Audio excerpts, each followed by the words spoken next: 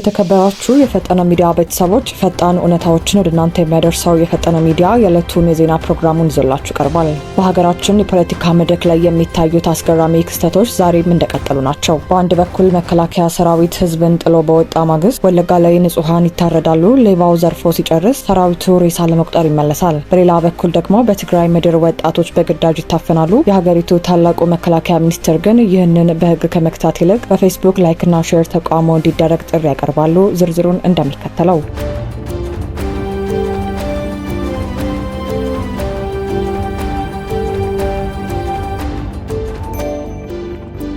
መንግስት ህዝብንና ሀገርን እጠብቃለሁ በሚል የገባውን መሐላ ወደ ጎን በመተው የጸጥታ ኃይሎችን የደርሶ መልስ የሽርሽር ጉዞ ባደረገበትና ታጣቂዎች በነጻነት በህዝብ ላይ በሚያላግጡበት በዚሁ አሳዛኝ ወቅት ሌላ አዲስ ግን ደግሞ የለመድነው የወለጋ መርዶ ደርሶናል። የኦሮሚያ ክልል ሆሮ ጉድሩ ወለጋ ዞን አምሮ ወረዳ አገምሳ ከተማና በዙሪያ ባሉ መንደሮች ውስጥ መንግስት አካባቢውን ለቆ በወጣ ማግስት በተሰነዘረ ድንገተኛ ጥቃት የሁለት ንጹሃንን ህይወት ጨምሮ 11 ሰዎች መገደላቸው ተረጋግጧል። ጥቃቱ የደረሰው መከላከያ ሰራዊት ከአካባቢ በድንገት ጠቅልሎ በወጣ ሁለተኛው ቀን መሆኑ የመንግስትን የጸጥታ ስትራቴጂ ሌባው ሲመጣ መብራት አጥፉ ሲሄድ መግለጫ ስጡ ወደሚል የፌዝ ፖለቲካ የቀየረ አስገራሚ ክስተት ሆኗል። ነዋሪዎችና የአካባቢው የዞን አስተዳዳሪዎች ለቢቢሲ እንደገለጹት ጥቃቱ የተፈጸመው ማክሰኞ ሰኔ 23 ቀን 2018 ዓ.ም ከነጋቱ 11 ሰዓት ጀምሮ ህዝቡ ገና ከእንቅልፉ ሳይነቃ ነው። ለደህንነታቸው በመስጋት ስማቸው እንዳይጠቀስ የጠየቁ የአገምሳ ከተማ ነዋሪዎች ጥቃቱን የሰነዘሩት ከምስራቅ ወለጋ ዞን ኪረሙ ወረዳ የመጡ የፋኖ ታጣቂዎች መሆናቸውን አረጋግጠዋል። የአይን እማኞች እንደሚናገሩት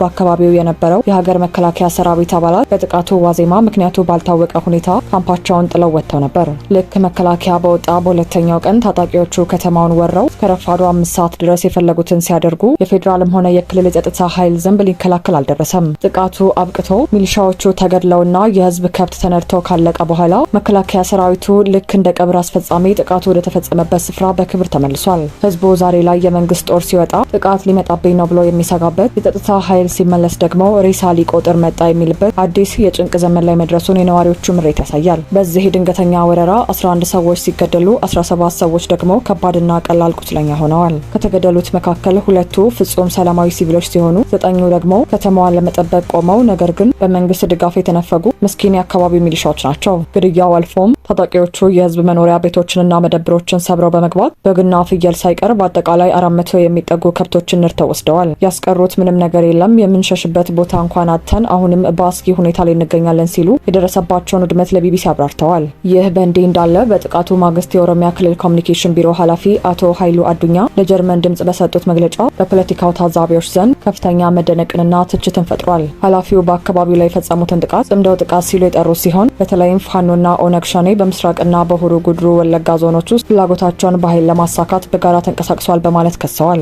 ይህ የመንግስት መግለጫ በፖለቲካው ዓለም ውሃና ዘይት የሆኑትን እርስ በርስ ጦርነት ውስጥ ያሉትን ፋኖንና ሸኔን በአንድ ቅርጫት ውስጥ ከቶ ጽምዶ ማለቱ መንግስት የራሱን የጸጥታ ክፍተትና የስትራቴጂ ውድቀት ለመሸፈን የፈጠረው የቃላት ጨዋታ ነው ተብሏል። አቶ ኃይሉ አዱኛ የታጣቂዎቹ ፍላጎት በመንግስት ጸጥታ ኃይሎች ተገድቧል ቢሉም 11 ሰው ሞቶ 17 ቆስሎ 400 ከብት ተዘርፎና ከተማዋ ወድማ እያለ ፍላጎታቸው ተገደበ ማለት የመንግስትን የስኬት መለኪያ ጥያቄ ውስጥ የሚከት ነው። ይህ የሰሞኑ የወለጋው የአገምሳ ከተማ ክስተት የዜጎች ህይወት በመንግስት መዋቅር መላላትና በጸጥታ ኃይሎች የድብብቆች ጨዋታ መሃል መውደቁን ያሳየ ሌላው ማሳያ ነው። ህዝቡ ከመንግስት የሚፈልገው ጽምዶ የሚሉ አዳዲስ የፖለቲካ ቃላትን ሳይሆን በተግባር የሚታይና ህይወቱን የሚታደግ እውነተኛ የጸጥታ ጥበቃ መሆኑን ታዛቢዎች ይናገራሉ።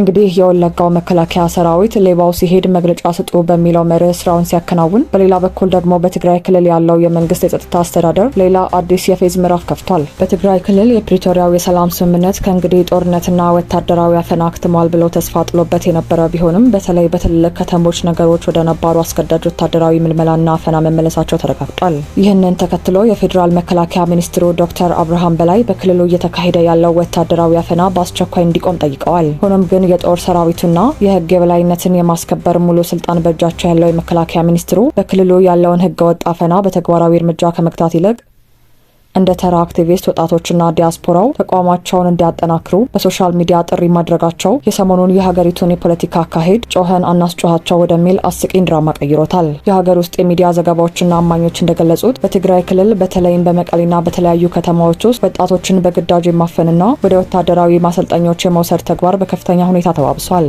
ይህንን የወጣቶች የጅምላ አፈና በመቃወም የወለዷቸው ልጆቻቸው ዳግም ወደ ሌላ የጦርነት ማገዶ ሊማገዱባቸው የፈሩ እናቶች ልጆቻችንን አትውሰዱብን በማለት አደባባይ ወጥተው መንገድ በመዝጋት ተቃውሞ እያደረጉ ይገኛሉ። ይህንን ክስተት ተከትሎ የፌዴራል መከላከያ ሚኒስትሩ ዶክተር አብርሃም በላይ በይፋ ባስተላለፉት መልእክት ይህ የእናቶች ቁጣና እርምጃ ፍጹም ሊበረታታና ሊደገፍ የሚገባው እውነተኛ የህዝብ ድምጽ ነው ብለዋል። ሚኒስትሩ ወታደራዊ አፈናውን እየፈጸሙ ያሉ አካላት በአስቸኳይ ድርጊታቸውን እንዲያቆሙና በቅርቡ በዶክተር ደብረጽዮን ገብረ ሚካኤል አማካኝነት የጸደቁት አፋኝ መመሪያዎች ሙሉ በሙሉ ሊወገዱ እንደሚገባም በመልእክታቸው አሳስበዋል። የሀገሪቱ ከፍተኛ ጸጥታ ባለስልጣን የሆኑት ሚኒስትሩ አፈናውን በመንግስታዊ መዋቅርና በህግ ከማስቆም ይልቅ የሚዲያ አካላት፣ የዲያስፖራ ማህበረሰብ፣ ወጣቶች እንዲሁም ተጽዕኖ ፈጣሪ ግለሰቦች ተቋማቸውን አጠናክረው እንዲቀጥሉ ጥሪ ማድረጋቸው የታዛቢዎችን ትዝብት ቀስቅሷል። ይህም መከላከያ ሚኒስቴር ስራውን ለፌስቡክ ተጠቃሚዎችና ለሰላማዊ ሰልፈኞች በኮንትራት የሰጠ ያስመስለዋል ተብሏል። ዶክተር አብርሃም በላይ በመልእክታቸው ይፋ እንዳደረጉት በአሁኑ ወቅት በትግራይ ክልል በሚስጥራዊ ስፍራዎች እገታዎች እየተፈጸሙ ይገኛሉ። ከዚህም በላይ ልጆቻችንን አሳልፈን አንሰጥም በማለት ፍጹም ሰላማዊ ጥያቄ ባነሱ የሀገር ሽማግሌዎችና ወላጆች ላይ ጭካኔ የተሞላበት እስርና እንግልት እየተፈጸመ መሆኑን ሚኒስትሩ አረጋግጠዋል።